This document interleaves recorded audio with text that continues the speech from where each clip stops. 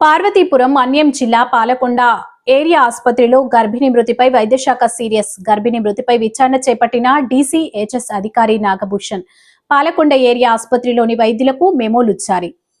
Palakonda area ఆసుపత్రిలో నిన్న జరిగిన గర్భిణీ మృతిపై మన్యం జిల్లా డీసీహెచ్ఎస్ అధికారి నాగభూషణరావు విచారణ చేపట్టారు.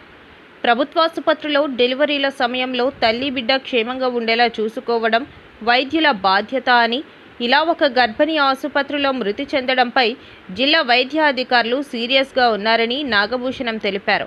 ఇక 15 మంది సిబ్బంది ఉంటే ఘటన జరిగే సమయంలో 4 డ్యూటీలో ఉన్నారని, మిగతా వారికి మెమోలు జారీ చేసినట్టు ఆయన తెలిపారు. ప్రభుత్వ ఆసుపత్రులలో కాన్పుల సంఖ్యను పెంచడం ప్రభుత్వ లక్ష్యమని, అయితే పాలకొండ ఏరియా ఆసుపత్రిలో గర్భిణీ మృతి చెందిన విషయం అత్యంత బాధాకరమని డీసీహెచ్ఎస్ అధికారి నాగభూషణం తెలిపారు. నిన్న ఉదయం పాలకొండ పరిధిలోని తంపటాపల్లి గ్రామానికి చెందిన మహిళ కాన్పు కోసం పాలకొండ ఏరియా ఆసుపత్రిలో జాయిన్ చేశారని, కానీ బీపీ ఎక్కువగా ఉండటం వల్ల హెవీ బ్లీడింగ్ జరిగిందని, పరిస్థితి విషమించడంతో గైనకాలజిస్ట్ భారతికి కాల్ చేశారని, ఆమె ఎంత ప్రయత్నించినా గర్భిణీ మహిళ తీవ్ర రక్తస్రావంతో మృతి చెందారని ఆయన తెలిపారు. అయితే ప్రభుత్వ వైద్యులు అన్ని వేళల్లో అందుబాటులో ఉండాలని, కానీ ఘటన జరిగిన రోజున వినాయక చవితి కావడంతో కొందరు వైద్యులు సెలవు పెట్టారని, వారికి మెమోలు జారీ చేసినట్టు డీసీహెచ్ఎస్ నాగభూషణం తెలిపారు. భవిష్యత్తులో ఇలాంటి సంఘటనలు పునరావృతం కాకుండా చర్యలు తీసుకుంటామని తెలిపారు. 7వ తేదీన వినాయక చవితి రోజు ఒక దురదృష్టమైన సంఘటన మన ఏరియా హాస్పిటల్ పాలకొండలో జరిగింది. ఒక గర్భిణి, 3వ కాన్పు గర్భిణి నార్మల్ డెలివరీకి ఏరియా హాస్పిటల్ రాగా ఆవిడ బీపీ పెరిగి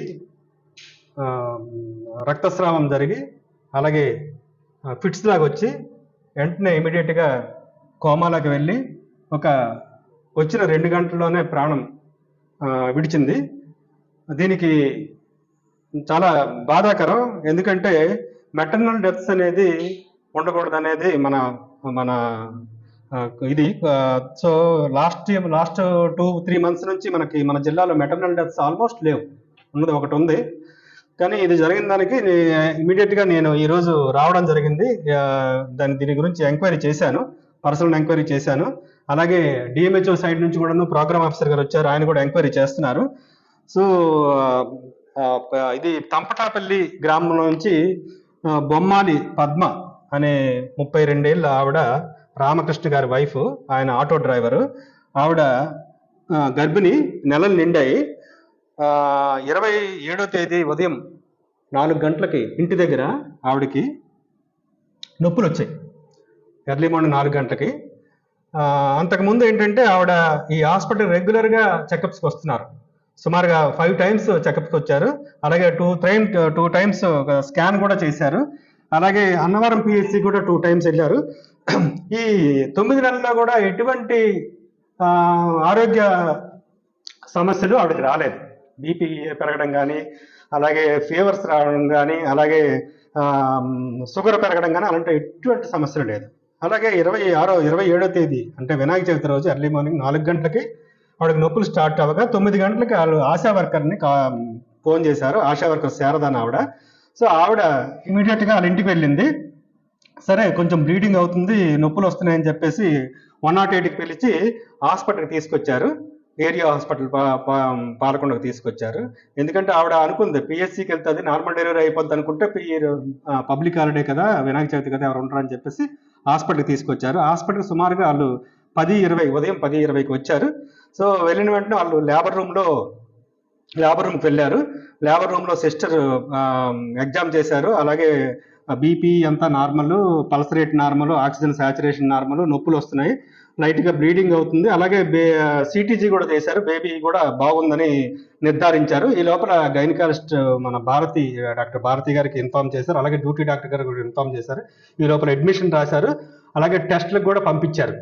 ఈ లోపల ఒక వితిన్ 20 మినిట్స్ 15 మినిట్స్లో ఆవిడకి ఏదో తలనొప్పి వస్తుందని చెప్పి కంప్లైంట్ ఇచ్చి ఇమీడియట్గా ఫిట్స్ కన్వల్షన్స్ వచ్చాయి.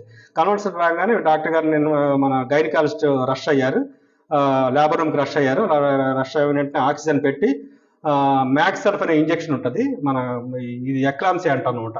ఈ ప్రెగ్నెన్సీ లేడీస్లో వచ్చే కన్వర్షన్ ఎక్లాంసియాకి వచ్చే మందులు అన్ని పెట్టారు. పెట్టిన తర్వాత ఇదే టైంలో ఏంటంటే బీపీ కూడా చూస్తే బీపీ షూటప్ అయింది, 170/100 వరకు వచ్చింది. అలాగే ఈ ఫిట్స్ టైంలోన ఇది రక్తస్రావం కూడా అధికం అవ్వడం జరిగింది. అదే టైంలో